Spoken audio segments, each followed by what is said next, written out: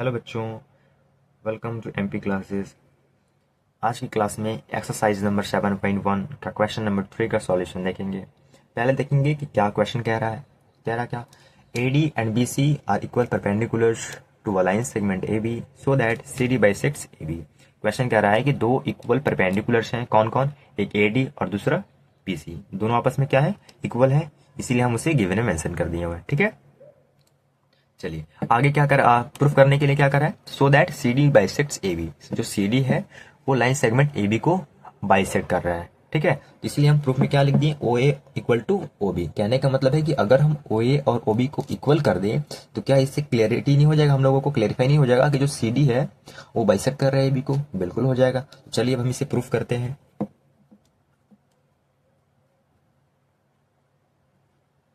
ठीक है, चलिए पहले हमको क्या करना होगा, इन दोनों साइड्स को अगर इक्वल करना है तो पहले हमको दो ट्रायंगल को कॉन्ग्रुमेंट करना होगा। कौन कौन से ट्रायंगल को कॉन्ग्रुमेंट करेंगे, पहला ये ट्रायंगल को और दूसरा ये ट्रायंगल है।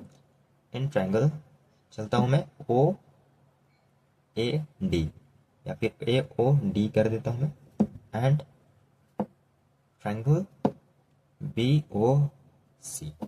ठीक है, अब इसमें से हम अब इन दोनों ट्रायंगल में तीन पार्ट मुझे ढूंढना है। ठीक है, जिससे कि ये दोनों ट्रायंगल आपस में कॉन्ग्रुएंट हो सके। चलिए गिवन में कुछ दिया हुआ क्या इससे रिलेटेड, हाँ बिल्कुल दिया है।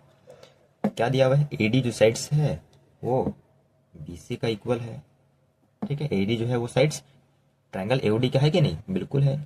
देख सकते हैं आप यहाँ पे एंगल, सॉरी ट्रायंगल एओडी में क्या एडी साइड्स नहीं आ रहा है, क्या बिल्कुल आ रहा है। और उसी प्रकार ट्रायंगल बीओसी में बीसी भी आ रहा है। तो हम यहाँ पे लिख देंगे क्या, कि गिवन लिख देंगे। ठीक है, क्योंकि गिवन से ही मैं इसे लिया हूँ। चलिए अब सेकंड में क्या रहा है कि सेकंड में एंगल, एंगल जो है वो भी इक्वल है इसमें। ठीक है, तो यहाँ पे लिख देंगे angle A equal to B, ये 90 डिग्री फॉर्म कर रहा है।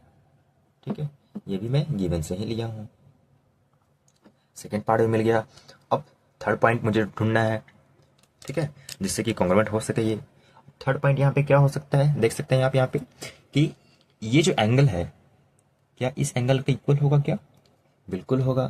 आप पढ़े होंगे ये चीज ट्रांसवर्सल लाइन में, वर्टिकली अपोजिट एंगल एक होता है जो आपस में इक्वल होता है, जो अपोजिट एंगल्स को इक्वल कर देता है। ठीक है, तो ये भी क्या अपोजिट एंगल्स नहीं है क्या, हाँ बिल्कुल है। तो यहाँ पे लिख देता हूं मैं कि angle B, sorry angle A O D equal to angle B O सी।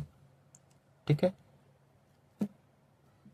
ये क्या हो जाएगा आपका V O A, that means vertically opposite angle से हम इन दोनों एंगल्स को आपस में इक्वल कर दिए। ठीक है, अब थर्ड तीनों पॉइंट मुझे मिल गया, तब हमें कह सकते हैं कि ये जो ट्रायंगल है दोनों वो आपस में कॉन्ग्रुएंट हो गए। Triangle B O C. ठीक है, अब यहाँ पे देखना है कि कौन से क्राइटेरिया से ये प्रूफ हुए, कौन से क्राइटेरिया से ये कॉन्ग्रुएंट है दोनों ट्रायंगल आपस में। तो मुझे क्या मिला, दो एंगल मिला और एक साइड्स मिला। ठीक है, तो यहाँ पे क्या लिख देंगे, एंगल एंगल साइड्स। तो आप लोगों के दिमाग में आ रहा होगा कि यहाँ पे तो भैया 90 डिग्री आया है, तो क्या आरएचएस वाला नहीं हो सकता था क्या, यहाँ पे साइड भी है और एक 90 डिग्री है। बट यहाँ पे दो आरएचएस में क्या होता है कि एक हाइपोटेनियस होता है और एक साइड होता है और एक राइट एंगल होता है, दैट मीन्स 90 डिग्री का एंगल होता है। बट यहाँ पे आपको दो दो एंगल मिल गए हैं। ठीक है, एक आपको 90 डिग्री का और एक आपका वर्टिकली अपोजिट एंगल्स वाला। ठीक है, इसीलिए यहाँ पे आरएचएस रूल नहीं लगेगा। ठीक है, कौन सा रूल लगेगा, एएएस।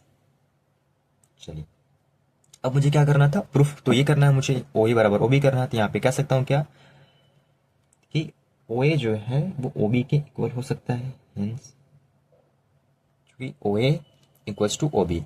ये कौन से रूल से होगा, ये सीपीसीटी से। ठीक है, सीपीसीटी हम कब अप्लाई करते हैं ये मालूम होगा अच्छे से आप लोगों को, जब दो ट्रायंगल आपस में कॉन्ग्रुएंट हो जाते हैं तो हम सीपीसीटी से उसका जो कोरस्पॉन्डिंग पार्ट्स में जो एंगल्स होता है वो साइड और जो साइड्स होता है वो दोनों आपस में इक्वल हो जाते हैं। तो क्या ओ ए और ओ बी दोनों ट्रायंगल का पार्ट नहीं है क्या, बिल्कुल है। ओ ए जो है जो वो ट्रायंगल एओडी का पार्ट है और जो ओ बी है वो ट्रायंगल बीओसी का पार्ट है, तो दोनों को हम आपस में इक्वल कर दिए। ठीक है, ये हो गया आपका प्रूफ। ठीक है, अगर ये वीडियो अच्छा लगा हो, हेल्पफुल लगा हो तो प्लीज़ लाइक एंड सब्सक्राइब करें। Thank you.